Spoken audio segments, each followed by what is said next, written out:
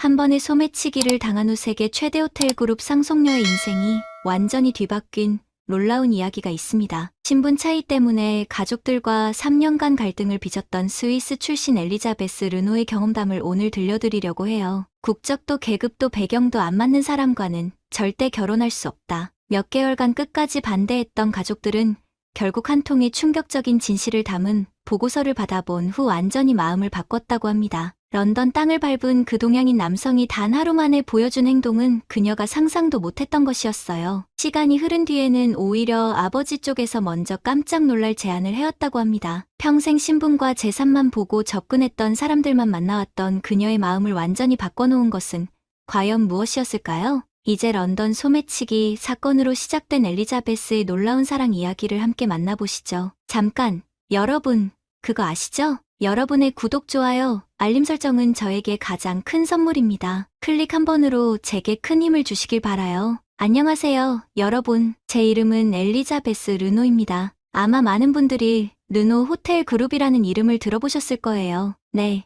맞습니다. 저는 그 르노 그룹의 상속녀죠. 하지만 오늘 여러분께 들려드릴 이야기는 제가 가진 재산이나 지위와는 전혀 다른 정말 특별한 경험에 관한 것입니다. 제 인생을 완전히 바꿔놓은 그 하루 말이에요. 먼저 제 소개를 좀 더 자세히 드릴게요. 저는 스위스 제네바에서 태어나 자랐습니다. 아버지 알베르 르노는 전 세계 50여 개국의 호텔을 운영하는 르노 그룹의 창립자셨어요. 어머니는 제가 12살 때 돌아가셨고 그 후로는 아버지와 이복 오빠 빌과 함께 살았습니다. 어릴 때부터 저는 평범한 아이들처럼 자랄 수 없었어요. 항상 경호원이 따라다녔고 친구들도 제 집안 배경을 알고 나면 태도가 달라졌죠. 정말 솔직히 말씀드리면 저에게 진심으로 다가오는 사람이 있는지 항상 의심스러웠습니다. 대학은 옥스퍼드에서 경영학을 전공했고 졸업 후에는 바로 회사 일에 뛰어들었어요. 아버지는 내가 언젠가는 이 모든 걸 책임져야 한다고 늘 말씀하셨거든요. 그래서 저는 25살부터 회사의 해외 사업부에서 일하기 시작했습니다. 그런데 여러분, 정말 아이러니한 건 제가 세계 최고 수준의 호텔들을 소유하고 있으면서도 정작 제 자신은 어디에도 진정으로 편안함을 느낄 수 없었다는 거예요. 어디를 가든 르노 그룹 상속녀라는 타이틀이 먼저 따라다녔으니까요. 그런 제가 31살이 되던 해 런던으로 중요한 출장을 가게 되었습니다. 유럽 최대 호텔 체인 중 하나를 인수하는 프로젝트였어요. 2천억 원 규모의 거대한 딜이었죠. 아버지는 이 프로젝트를 저에게 전적으로 맡기시면서 이번이 내가 진짜 경영자로서 능력을 보여줄 기회다라고 하셨습니다. 런던에 도착한 건 11월 중순이었어요. 날씨는 흐렸지만 도시의 고풍스러운 매력은 여전했습니다. 저는 메이페어 지역의 호텔에 머물면서 연일 계속되는 회의와 협상에 참여했어요. 정말 치열했습니다. 상대방도 만만치 않은 협상가들이었거든요. 사흘째 되던 날 드디어 모든 협상이 마무리되었습니다. 계약서에 서명까지 끝났죠. 그 순간 정말 뿌듯했어요. 제 생애 첫 대형 프로젝트를 성공적으로 완료한 거였으니까요. 아버지께 전화를 드렸을 때 목소리에서 자부심이 느껴지셨어요. 잘했다, 엘리자베스. 이제 넌 정말 우리 그룹의 핵심 인재가 되었구나. 그날 오후 저는 기분 좋게 런던의 옥스퍼드 스트리트로 쇼핑을 나갔습니다. 사실 평소에는 혼자 돌아다니는 일이 거의 없었어요. 항상 비서나 경호원이 함께 했거든요. 하지만 그날은 뭔가 자유로운 기분이 들어서 혼자 나서고 싶었습니다. 오늘만큼은 그냥 평범한 여자로 쇼핑을 즐겨보자. 그런 마음으로 말이에요. 지금 생각해보면 그때의 저는 정말 순진했던 것 같아요. 세계적으로 유명한 백화점들이 즐비한 그 거리를 걸으면서 저는 정말 행복했습니다. 아무도 절 알아보지 않았고 그냥 수많은 사람들 중 한 명일 뿐이었어요. 이런 자유로움이 이렇게 달콤한 줄 몰랐습니다. 1시간 정도 돌아다니다가 유명한 디저트 카페에 들어갔어요. 런던에서만 맛볼 수 있다는 특별한 케이크를 먹어보고 싶었거든요. 카페는 관광객들로 붐볐지만 분위기가 좋았습니다. 그런데 바로 그때였어요. 제가 가방을 테이블 옆에 놓고 케이크를 주문하려는 순간 어떤 남자가 번개처럼 빠르게 제 가방을 낚아채고 달아나기 시작한 거예요. 저는 순간 얼어붙었습니다. 너무 갑작스러운 일이었거든요. 그 남자는 이미 카페 밖으로 뛰어나가고 있었어요. 도둑이야! 소매치기야! 제가 소리를 지르며 뒤를 쫓기 시작했지만 하이힐을 신고 있던 저로서는 따라잡을 수가 없었습니다. 그 남자는 골목길로 사라져버렸어요. 여러분, 그 가방 안에 뭐가 들어있었는지 아세요? 단순한 지갑이나 화장품이 아니었습니다. 방금 체결한 2천억 원 규모의 계약서, 원본과 모든 기밀 자료가 담긴 USB가 들어있었어요. 그리고 무엇보다도 아버지가 어머니의 유품이라며 저에게 물려주신 다이아몬드 목걸이까지 있었습니다. 아니야, 이럴 수가 없어. 저는 그 자리에서 주저앉고 싶었어요. 회사 기밀이 유출되면 어떻게 될까요? 계약이 무효가 될 수도 있고 경쟁사의 정보가 넘어갈 수도 있어요. 무엇보다 어머니의 유일한 유품을 잃어버렸다는 생각에 눈물이 났습니다. 주변 사람들에게 도움을 요청해봤지만 반응은 차가웠어요. 어떤 사람은 경찰에 신고하세요 라고 말하고는 그냥 지나갔고 어떤 사람은 아예 못 들은 척했습니다. 관광지라 그런지 다들 자신의 일에만 바빠 보였어요. 저는 절망에 빠졌습니다. 휴대폰도 가방 안에 있어서 경찰에 신고할 수도 없었어요. 주변 상점에 들어가서 전화를 빌려달라고 하려는데 그때였습니다. 잠깐만요. 뒤에서 차분하지만 확신에 찬 목소리가 들려왔어요. 저는 뒤를 돌아봤습니다. 키가 큰 동양인 남성이 서 있었어요. 나이는 30 초반 정도로 보였고 검은 머리에 갈색 눈동자를 가진 사람이었습니다. 특별히 잘생겼다기보다는 묘하게 신뢰감을 주는 인상이었어요. 지금 가방을 도둑 맞으셨죠? 네, 맞아요. 방금 전에 어느 쪽으로 갔는지 봤습니다. 가만히 계세요. 그는 더 이상 말하지 않고 그 남자가 사라진 골목길로 뛰어들었어요. 저는 얼떨결에 그 자리에 서서 기다릴 수밖에 없었습니다. 10분 정도 지났을까요? 골목에서 소란스러운 소리들이 들려왔어요. 뭔가 몸싸움을 하는 것 같았습니다. 제 심장은 쿵쾅쿵쾅 뛰고 있었어요. 그리고 잠시 후 그 남자가 제 가방을 들고 나타났습니다. 하지만 그의 모습은 처음과 달랐어요. 셔츠가 찢어져 있었고 왼팔에서 피가 나고 있었습니다. 괜찮으세요? 다치신 곳은 없죠? 제가 물어보니 그는 조용히 웃으며 대답했어요. 저는 괜찮습니다. 이런 건 그냥 반사적으로 하게 됩니다. 그 말을 들었을 때 정말 놀라웠어요. 자신은 다쳤으면서 제 안부부터 묻는 거예요. 이런 사람을 본 적이 없었습니다. 정말 감사합니다. 어떻게 제가 보답을. 됐습니다. 당연한 일을 했을 뿐이에요. 그는 제 가방을 건네주고는 그냥 가려고 했어요. 저는 급하게 그를 붙잡았습니다. 잠깐만요. 적어도 병원비라도 아니면 사례라도 정말 괜찮습니다. 이 정도는 아무것도 아니에요. 그때 저는 깨달았어요. 이 사람은 정말 대가를 바라지 않고 도와준 거라는 걸. 제 인생에서 이런 경험은 처음이었습니다. 항상 누군가 저에게 친절하게 대할 때는 뭔가 목적이 있었거든요. 그 남자는 미소를 지으며 말했어요. 가방 안에 중요한 것들이 많이 들어있는 것 같던데 이제 안전하니까 다행입니다. 그리고는 정말로 그냥 사라져버렸어요. 저는 그를 부르려 했지만 이미 늦었습니다. 가방을 열어보니 모든 게 그대로 있었어요. 계약서도 USB도 어머니 목걸이도 말이에요. 하지만 그 순간 제가 가장 많이 생각한 건 그 물건들이 아니었습니다. 바로 그 남자였어요. 도대체 저 사람은 누구일까? 그날 밤 호텔로 돌아온 저는 도무지 잠이 오지 않았습니다. 계속해서 그 남자의 모습이 머릿속에 맴돌았어요. 특히 이런 건 그냥 반사적으로 하게 됩니다 라고 했던 그 말이 계속 귀에 들렸습니다. 다음날 아침 저는 그 카페 주변을 다시 찾아갔어요. 혹시 그 남자를 다시 만날 수 있을까 하는 마음에서였죠. 하지만 아무리 기다려도 나타나지 않았습니다. 카페 직원들에게 물어봐도 어제 그런 일이 있었나요?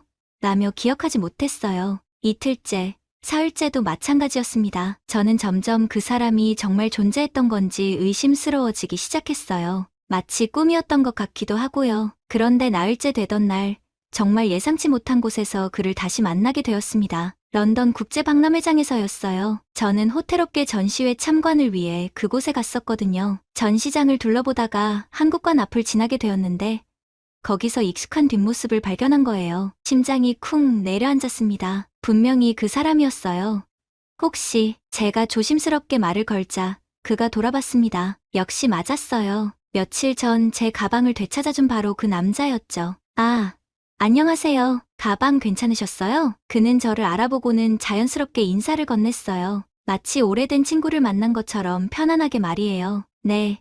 덕분에 정말 큰 문제가 해결됐어요. 그런데 여기서 뭘 하고 계신가요? 아, 저는 여행 중이거든요. 이런 박람회 구경하는 걸 좋아해서요. 여행 중이라니요? 그때부터 저는 이 사람에 대해 더 알고 싶어졌습니다. 혹시 시간 되시면 커피라도 한잔 하실래요? 제대로 된 감사 인사도 못 드렸는데 처음에는 사양하더니 제가 계속 부탁하자 결국 응해주었어요. 박람회장 근처 조용한 카페에서 마주 앉게 되었습니다. 그제서야 그의 이름을 알게 되었어요. 정도연이라고 했습니다. 한국 사람이었죠. 한국에서 뭘 하세요? 이전에는 군인이었고 지금은 특별히 하는 일이 없어요. 군인이었다는 말에 모든 게 설명됐습니다. 그래서 그렇게 빠르고 정확하게 행동할 수 있었던 거군요. 그런데 여행은 얼마나 오래 하고 계신 거예요? 한 2년 정도 됐네요. 아시아, 유럽 여러 나라를 돌아다니고 있어요. 2년이나 여행을 한다니 정말 자유로운 사람이구나 싶었습니다. 그와 대화를 나누면서 저는 이상한 감정을 느꼈어요. 처음으로 누군가와 진짜 편안하게 이야기하고 있다는 느낌이었습니다. 그는 제가 누구인지 모르고 있었고 그냥 평범한 여자로 대해주고 있었어요. 그런데 며칠 전에 정말 용감하셨어요. 보통 사람이라면 그냥 지나쳤을 텐데 용감한 게 아니라 그냥 습관이에요. 군대에서 오래 있다 보니까 그런 상황을 보면 몸이 먼저 움직여요. 그의 담담한 대답에서 진정성이 느껴졌습니다. 정말 자연스럽게 아무런 계산 없이 도와준 거였어요. 한국은 어떤 곳인가요?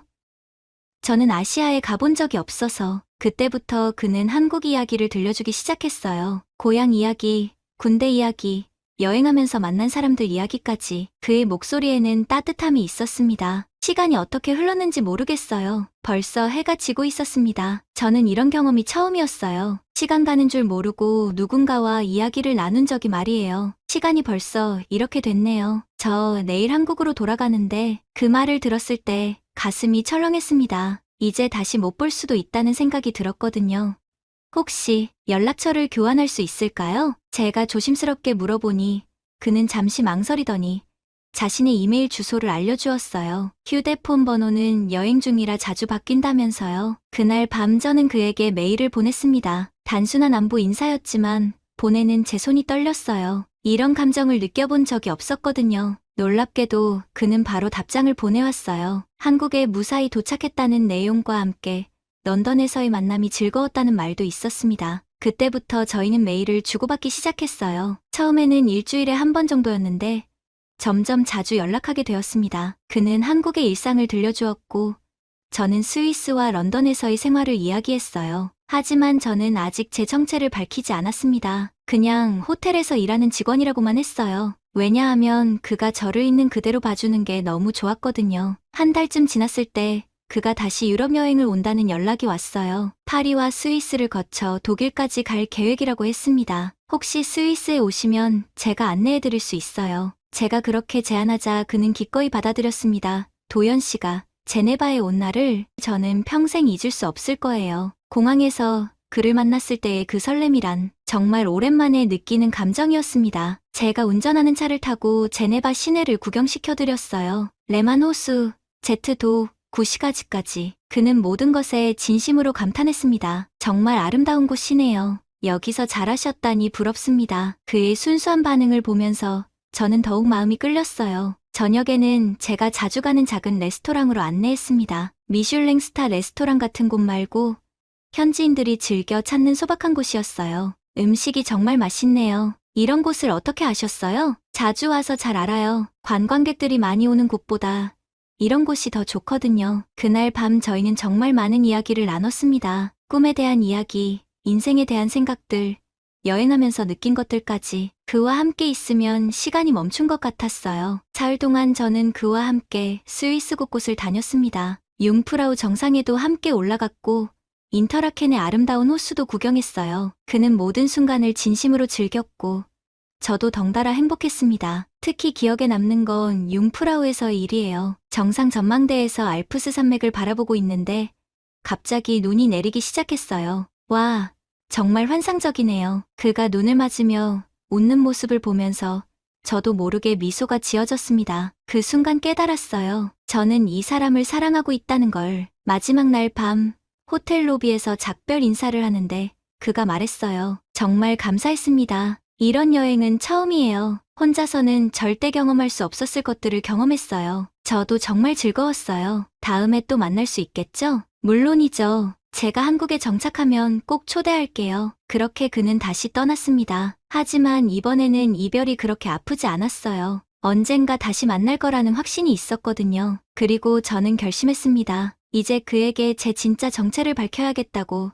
더 이상 숨길 수 없었어요. 도연 씨가 떠나고 일주일 후 저는 용기를 내어 그에게 긴 메일을 보냈습니다. 제 진짜 정체에 대한 모든 걸 털어놓았어요. 르노 그룹 상속녀라는 것, 그동안 숨겨왔던 이유, 그리고 그를 향한 제 마음까지. 손가락이 떨렸지만 전송 버튼을 눌렀습니다. 이제 돌이킬 수 없었어요. 하루 종일 기다렸지만 답장이 오지 않았습니다. 이틀째, 사흘째도 마찬가지였어요. 제 마음은 점점 불안해졌습니다. 아마 제가 거짓말을 했다고 생각하고 실망했을 거예요. 일주일 만에 온 그의 답장은 예상과 달랐습니다. 솔직히 충격이었습니다. 하지만 당신이 어떤 신분이든 제게는 상관없어요. 다만 왜 진실을 말하지 않았는지가 조금 아쉽네요. 그래도 이해합니다. 그리고 마지막 문장이 저를 가장 놀라게 했어요. 저도 당신에게 하고 싶은 말이 있습니다. 며칠 후 그가 다시 스위스로 왔습니다. 이번에는 여행이 아니라 저를 만나기 위해서였어요. 공항에서 만난 그의 표정은 전과 달리 진지했습니다. 제가 예약한 호텔이 아니라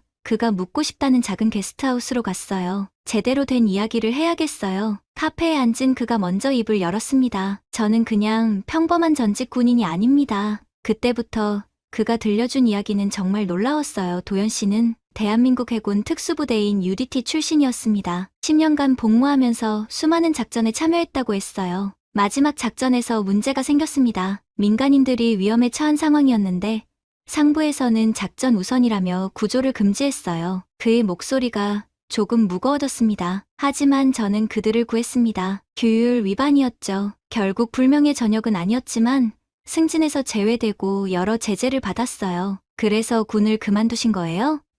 네, 더 이상 그런 시스템 안에서 일할 수 없었거든요. 저는 그의 선택을 이해할 수 있었습니다. 오히려 더욱 존경스러웠어요. 그렇게 서로의 진실을 나눈 후 저희 관계는 더욱 깊어졌습니다. 그는 한국으로 돌아가지 않고 스위스에서 더 머물기로 했어요. 한 달이 지나면서 저희는 거의 매일 만났습니다. 그와 함께하는 시간이 제게는 가장 행복한 순간들이었어요. 처음으로 누군가에게 진짜 사랑을 느끼고 있었습니다. 하지만 문제는 제 가족이었습니다. 어느 날 저녁 집에 들어가니 아버지와 오빠 빌이 심각한 표정으로 저를 기다리고 있었어요. 엘리자베스, 앉아라. 아버지의 목소리가 평소와 달랐습니다. 내가 요즘 만나고 다니는 남자에 대해 이야기해보자. 제 심장이 쿵 떨어졌어요. 어떻게 알았을까요? 우리가 모를 거라고 생각했니?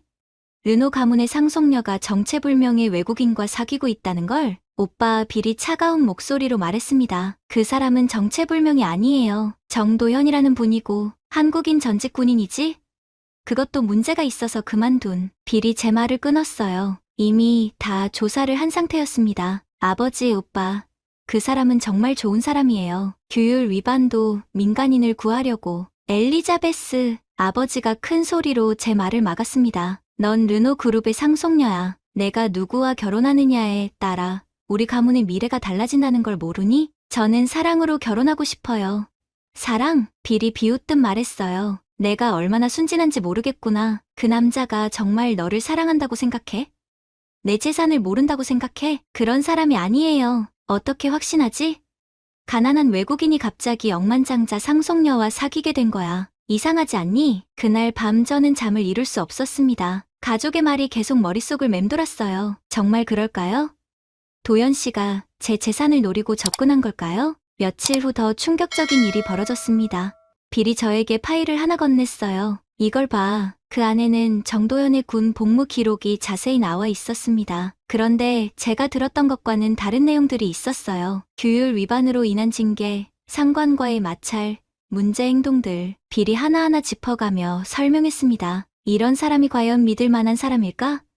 저는 혼란스러웠어요. 도연 씨가 저에게 말한 것과 이 기록이 다른 점들이 있었거든요. 그리고 일주일 후 더욱 충격적인 소식이 들려왔습니다. 어떤 언론에서 저희 관계에 대한 기사를 내려고 한다는 거였어요. 의심스러운 전직 군인과 르노 그룹 상속녀의 스캔들, 그런 제목의 기사가 나갈 예정이라고 했습니다. 회사 이사회에서도 문제가 되기 시작했어요. 몇몇 이사들이 제 상속권에 대해 의문을 제기했습니다. 이런 식으로 행동하는 사람이 과연 우리 그룹을 이끌어갈 수 있겠습니까? 개인적인 문제가 회사 이미지에까지 영향을 미치고 있습니다. 아버지는 점점 압박을 받기 시작했어요. 그리고 마침내 저에게 최후 통첩을 내렸습니다. 엘리자베스, 선택해라. 그 남자와 우리 가문 중에서. 아버지, 그런 선택을 어떻게? 만약 그 남자를 선택한다면 넌 더 이상 르노 가문의 일원이 아니야. 상속권도 회사에서의 지위도 모두 포기해야 한다.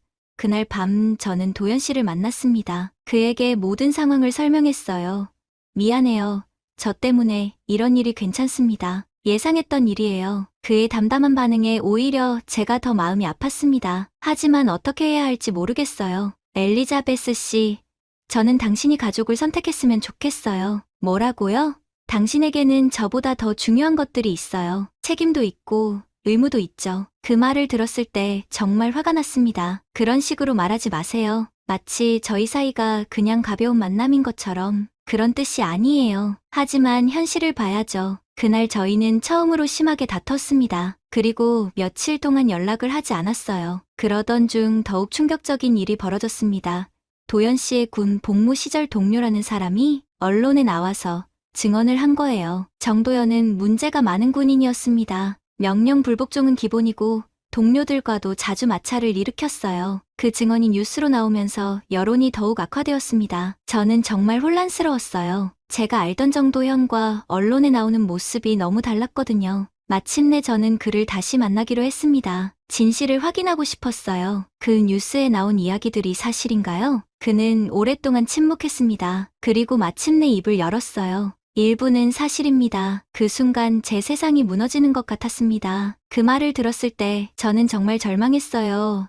하지만 도연 씨는 계속해서 설명했습니다. 제가 명령에 불복종한 건 맞아요. 하지만 그 이유를 들어보세요. 그의 목소리가 떨리고 있었습니다. 그 작전에서 민간인 12명이 인질로 잡혀 있었어요. 아이들도 3명이나 포함되어 있었죠. 상부에서는 작전 목표 달성이 우선이라며 인질 구출은 나중에 생각하라고 했습니다. 저는 숨을 죽이고 들었어요. 하지만 저는 그럴 수 없었어요. 그 아이들의 눈을 보고 어떻게 그냥 지나칠 수 있겠어요?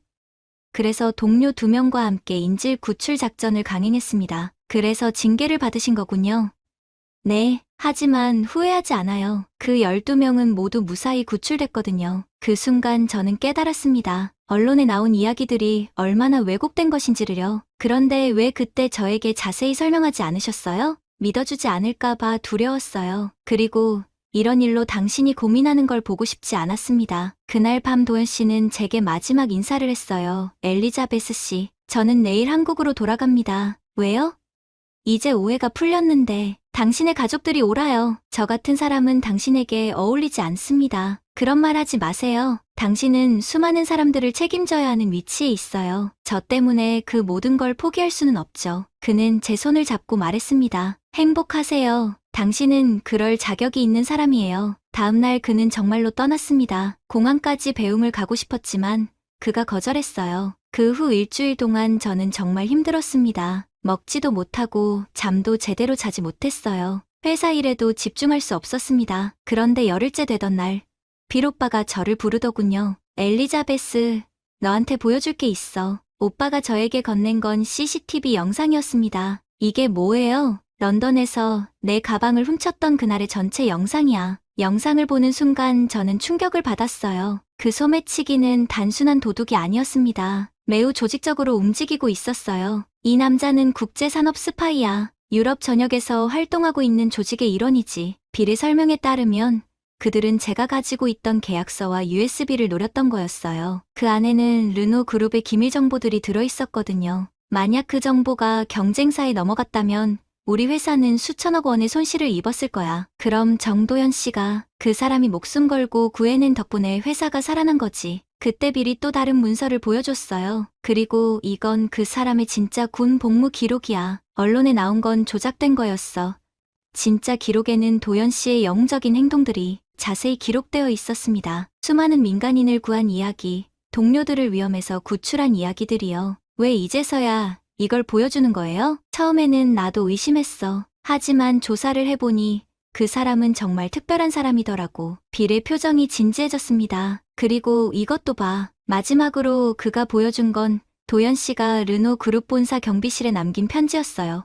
편지에는 이렇게 적혀 있었습니다. 엘리자베스 씨의 가족 여러분께 저는 그녀를 진심으로 사랑합니다. 하지만 그 사랑 때문에 그녀의 인생을 망칠 수는 없습니다. 그녀에게는 저보다 더 큰 책임과 의무가 있다는 걸 잘 알고 있어요. 부디 그녀를 잘 보살펴 주세요. 그녀는 세상에서 가장 소중한 사람입니다. 편지를 읽으면서 눈물이 났어요. 그는 끝까지 저를 생각해주고 있었던 거예요. 그때 아버지가 들어오셨습니다. 엘리자베스, 나는 그 사람을 잘못 판단했다. 아버지의 목소리에는 미안함이 담겨 있었어요. 그 사람은 내 돈이 아니라 너 자신을 사랑한 유일한 사람이야. 아버지, 어서 가서 데려와라. 내가 직접 사과하겠다. 저는 그 길로 공항으로 달려갔습니다. 하지만 이미 늦었어요. 도연 씨를 태운 비행기는 이미 떠난 후였습니다.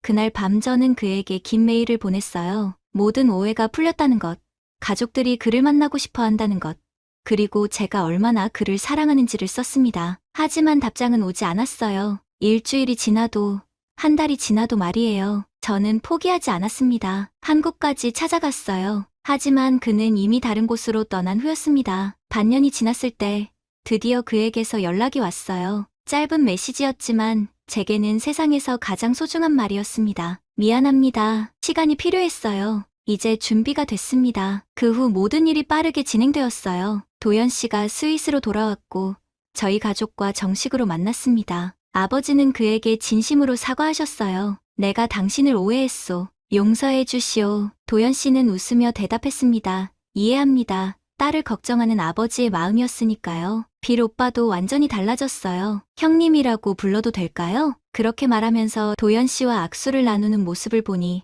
정말 감동적이었습니다. 1년 후 저희는 조용한 결혼식을 올렸어요. 화려한 세기의 결혼식 대신 가족과 가까운 친구들만 초대한 소박한 결혼식이었습니다. 결혼식에서 제가 한 말을 지금도 기억해요. 이 사람은 제 가방을 되찾아 주었을 뿐만 아니라 제 인생을 되찾아 주었습니다. 그날 런던에서 제가 잃을 뻔한 건 단순한 물건이 아니었어요. 진정한 사랑에 대한 믿음이었습니다. 신랑 도연 씨도 감동적인 말을 했어요. 저는 엘리자베스를 구한 게 아닙니다. 엘리자베스가 저를 구해준 거예요. 진짜 사랑이 무엇인지 가르쳐준 사람이거든요. 지금 저희는 정말 행복하게 살고 있습니다. 도연 씨는 르노 그룹의 보안 담당 이사로 일하고 있어요. 그의 경험과 능력이 회사에 큰 도움이 되고 있습니다. 무엇보다 중요한 건 저희가 서로를 있는 그대로 사랑한다는 거예요. 재산도, 지위도, 그런 것들과는 상관없이 말이에요. 결혼한 지 1년 후 저에게 정말 놀라운 소식이 생겼어요. 임신이었습니다. 정말이에요? 확실해요? 도연 씨가 병원 진단서를 보며 눈물을 글썽이는 모습을 보니 저도 눈물이 났어요. 저희 둘 다 아이를 간절히 원하고 있었거든요. 그런데 이 기쁜 소식을 들은 도연 씨가 갑자기 말했습니다. 여보, 우리 부모님께 소식을 전해야겠어요. 당연하죠. 아버지와 빌 오빠가 얼마나 기뻐하실까요? 아니에요. 제 부모님 말이에요. 그제서야 깨달았어요. 도연 씨는 결혼 준비 과정에서도 가족 이야기를 거의 하지 않았었거든요. 단지 부모님이 한국에서 작은 농장을 운영하신다고만 들었었어요. 혹시 부모님께서 저를 싫어하시는 건 아니죠? 그런 게 아니라 좀 부끄러워하세요. 아들이 이렇게 대단한 집안과 결혼했다고 하니까 어떻게 대해야 할지 모르겠다고 하시더라고요. 도연 씨의 설명을 들어보니 그의 부모님은 정말 소박하게 사시는 분들이었어요. 결혼식 때 잠깐 뵈었지만 너무 바쁜 상황이어서 제대로 대화를 나누지 못했거든요. 경상도 시골에서 50년간 한자리에서 농사를 지으며 사신 분들이었죠. 이번에는 제대로 시간을 보내며 뵙고 싶어요. 결혼식 때는 인사만 나눴는데 이제 정말 가족처럼 지내고 싶어요. 정말요? 시골이라 불편하실 텐데 괜찮아요. 오히려 제가 배우고 싶은 게 많을 것 같아요. 그래서 저희는 한국으로 향했습니다. 임신 초기라 비행기 여행이 조금 힘들었지만 시부모님을 뵐 생각에 설렜어요. 인천공항에서 차로 3시간을 달려 도착한 곳은 정말 아름다운 시골 마을이었습니다. 산으로 둘러싸인 작은 마을에 고즈넉한 한옥이 자리 잡고 있었어요. 어서 와, 엘리자베스. 시어머니께서 어눌한 영어로 저를 맞아주셨어요. 도연 씨가 미리 간단한 영어를 가르쳐드렸다고 하더군요. 안녕하세요, 어머님. 제가 한국어로 인사를 드리자 시어머니 눈에 눈물이 맺혔어요. 어머, 우리 며느리가 한국말을 할 줄 아네. 사실 저는 결혼 후 몰래 한국어를 배우고 있었거든요. 도연 씨와 그의 가족들과 더 가깝게 지내고 싶어서요. 시아버지는 처음에는 조금 어색해 하셨지만 제가 직접 텃밭에서 채소를 따는 모습을 보시고는 금세 마음을 여셨어요. 이 애가 정말 대단하네. 흙도 안 무서워하고. 그날 저녁 시어머니께서 직접 키우신 채소로 만든 한식을 차려주셨어요. 김치찌개, 된장국, 나물 반찬들 정말 맛있었습니다. 어머님, 이 김치는 어떻게 만드는 거예요? 어머, 며느리가 김치를 배우려고 하네? 좋지, 좋아. 내일부터 가르쳐 줄게. 그때부터 정말 특별한 시간이 시작됐어요. 시어머니는 저에게 김치 담그는 법부터 시작해서 각종 한국 요리를 가르쳐 주셨습니다. 엘리자베스야, 이건 우리 집 3대 비법이야. 너한테만 알려주는 거야. 손으로 직접 반죽하고 마늘을 다지고 고춧가루를 넣어가며 김치를 만드는 과정이 신기하면서도 재미있었어요. 시아버지는 저를 논으로 데려가셔서 벼농사에 대해 설명해 주셨어요. 이 논에서 도연이가 어릴 때 맨날 뛰어놀았지. 개구쟁이였어. 도연 씨의 어린 시절 이야기를 들으면서 저는 그를 더 깊이 이해할 수 있었어요. 며칠 후 마을 사람들이 저희를 보러 오기 시작했습니다. 외국인 며느리가 왔다는 소문이 퍼진 거였어요. 어머나, 정말 예쁘네. 그런데 한국말도 잘하고 도연이가 복 터졌네. 복 터져. 마을 할머니들의 따뜻한 관심이 정말 고마웠어요. 그런데 가장 감동적이었던 건 시어머니께서 저를 위해 준비해 주신 선물이었습니다. 엘리자베스야, 이거 받아. 그것은 시어머니께서 직접 짜신 아기 옷이었어요. 한국 전통 색깔로 정성스럽게 만들어진 작은 한복이었습니다. 우리 손자한테 입힐 거야. 한국 사람이라는 걸 잊지 말라고. 그 순간 정말 눈물이 났어요. 이렇게 진심으로 저와 아기를 사랑해 주시는 마음이 느껴졌거든요. 마지막 날 시부모님께서 저희에게 말씀하셨어요. 엘리자베스야, 우리가 가난해서 도연이한테 많은 걸 해주지 못했는데 너 같은 좋은 며느리를 만나게 해줘서 고맙다 어머님.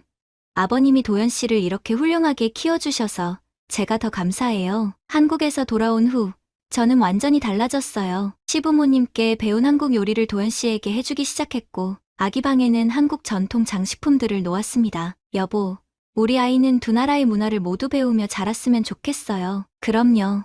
우리 아이는 정말 특별한 환경에서 자라게 될 거예요. 지금 저희는 매년 한국을 방문해서 시부모님과 시간을 보내고 있어요. 그리고 스위스에서도 한국 전통을 지키려고 노력하고 있습니다. 진정한 가족이 된다는 건 이런 거구나 싶었어요. 국경도, 언어도, 문화도 넘어서는 따뜻한 마음 말이에요. 가끔 그날을 떠올려 봅니다. 만약 도현 씨가 그때 그냥 지나쳤다면 어땠을까요? 저는 아마 평생 진정한 사랑이 무엇인지 모르고 살았을 거예요. 인생은 정말 신기해요. 가장 절망적인 순간에 가장 소중한 만남이 기다리고 있을 줄 누가 알았겠어요? 그래서 저는 지금도 그때의 저처럼 힘들어하는 분들에게 말해드리고 싶어요. 포기하지 마세요. 진정한 사랑은 가장 예상치 못한 순간에 가장 예상치 못한 방식으로 찾아올 테니까요. 오늘의 이야기는 여기까지입니다. 마음에 드셨다면 구독과 좋아요 잊지 말고 한 번씩 눌러주세요. 소중한 시간 함께 해주셔서 진심으로 감사드리고 앞으로도 더 깊은 이야기로 여러분을 찾아뵐게요.